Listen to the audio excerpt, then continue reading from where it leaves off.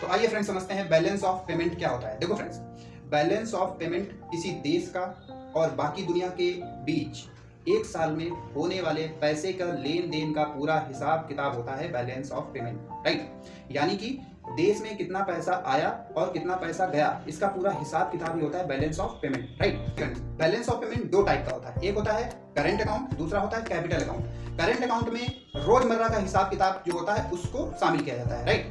Capital account में कि वो पैसा मैंने कहाँ इन्वेस्ट किया, किसको उधार दिया, इस तरीके का रिकॉर्ड कैपिटल अकाउंट में रखा जाता है। आइए इसको समझते हैं। देखो friends, balance of payment record the transactions of goods, services and assets between resident of country with the rest of the world for specified time period, typically a year, right.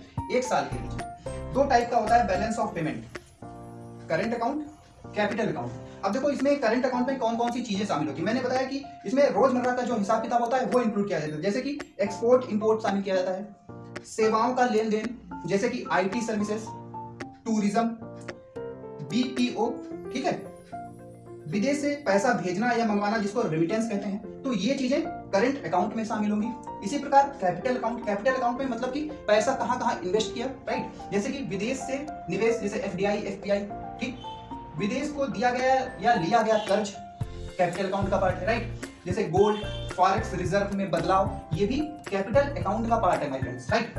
अब देखो फ्रेंड्स, बैलेंस ऑफ पेमेंट क्यों जरूरी है। Balance of payment इसलिए जरूरी है क्योंकि इससे देश की आर्थिक सेहत कैसी है वो पता चलता है, राइट। भारत में पैसा ज्यादा आ रहा है या ज्यादा जा रहा है, इसका भी पता चलता है बैलेंस ऑफ पेमेंट से, राइट। सरकार को समझ आता है कि रुपया मजबूत है डॉलर के मुकाबले या कमजोर हो रहा है।